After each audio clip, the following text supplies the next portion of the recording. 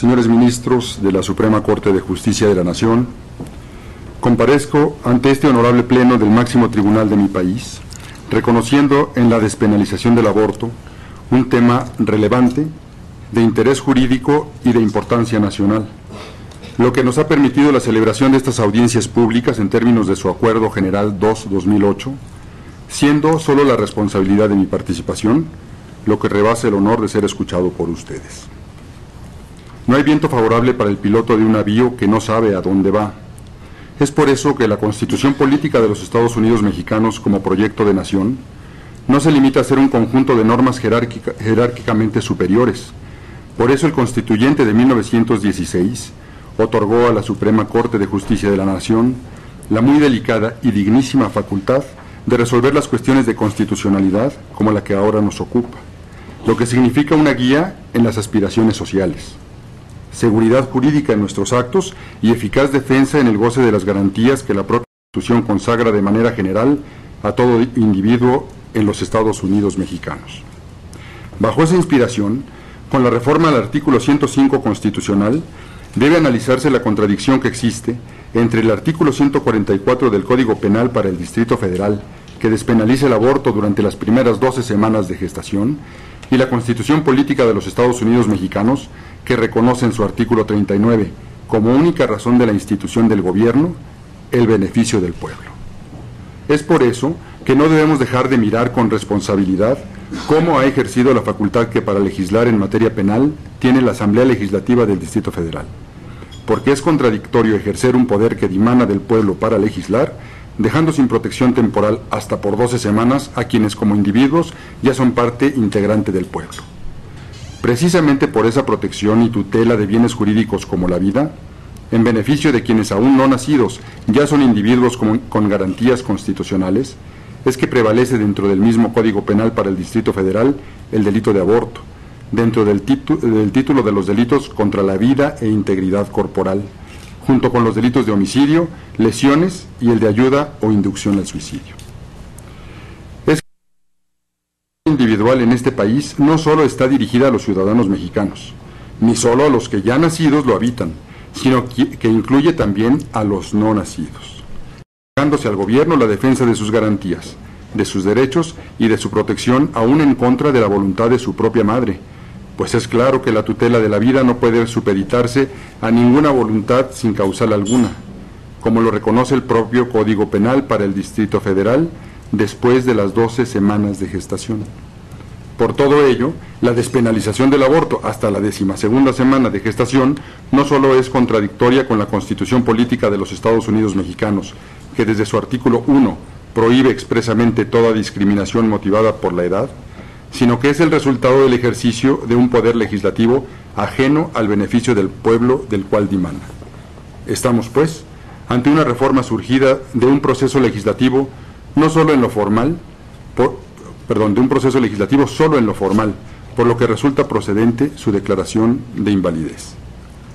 Es evidente que la inconstitucionalidad de la reforma al artículo 144 del Código Penal para el Distrito Federal, que despenaliza el aborto hasta la 12ª semana de gestación y que se atreve a redefinir el embarazo como la parte del proceso de la reproducción humana que comienza con la implantación del embrión en el endometrio, es resultado del reclamo social, aunque no general, sin que ello justifique la forma en que la Asamblea Legislativa del Distrito Federal legisló y el jefe de gobierno del Distrito Federal promulgó, publicó y está ejecutando la reforma. Ciertamente es una reforma cuya materia es contradictoria con la Constitución Política de los Estados Unidos Mexicanos, como se ha venido exponiendo, pero además es carente de una técnica jurídica y legislativa, así como ajena a la tutela de la vida como bien máximo y sustento de cualquier otro bien jurídico tutelado por el derecho, pues no existe ningún bien jurídico que no suponga la vida del o los individuos que lo detentan. Es la reforma al Código Penal para el Distrito Federal que nos ocupa, una reforma con un contenido ajeno a lo jurídico que pretende descartar a priori cuestiones de entendimiento y de comprensión común a nuestro pueblo, incluyendo conceptos de vanguardia que no necesariamente garantizan su certeza, oponiéndose a lo que venía disponiendo el propio Código Penal para el Distrito Federal, que definía el aborto como la muerte del producto de la concepción en cualquier momento del embarazo, definición que además dio pie a innumerables criterios emitidos por los poderes judiciales, tanto federal como del Fuero Común del Distrito Federal. También es posible afirmar que las carencias jurídicas de la reforma inconstitucional que contempla el artículo 144 del Código Penal para el Distrito Federal, porque al definir el embarazo como la parte del proceso, la parte del proceso de la reproducción humana que comienza con la implantación del embrión en el endometrio, se aparta de lo que el propio Código Penal definía y que es lo conocido al pueblo como una realidad no desvirtuada. Esto es, que existe embarazo desde el momento de la concepción. Además de que tal definición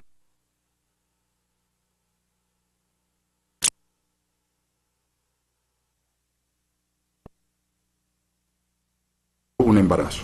como lo exige el artículo 162 del Código de Procedimientos Penales para el Distrito Federal, que ordena la intervención de peritos siempre que se requieran conocimientos especiales para el examen de alguna persona o de algún objeto. Pero además, esa definición de embarazo, incluida en la reforma que nos ocupa, es ociosa en la propia reforma, pues ésta define el aborto como la interrupción del embarazo después de la 12ª semana de gestación, y esto independientemente del momento en el que el embrión se haya implantado. Menciona el aborto consentido después de las 12 semanas de embarazo, fecha indeterminada e incierta, si quedó definido que el embarazo comienza con la implantación del embrión en el endometrio, lo cual es contradictorio con la propia reforma que sanciona el aborto después de un periodo cierto y determinado, esto es, después de la 12ª semana de gestación,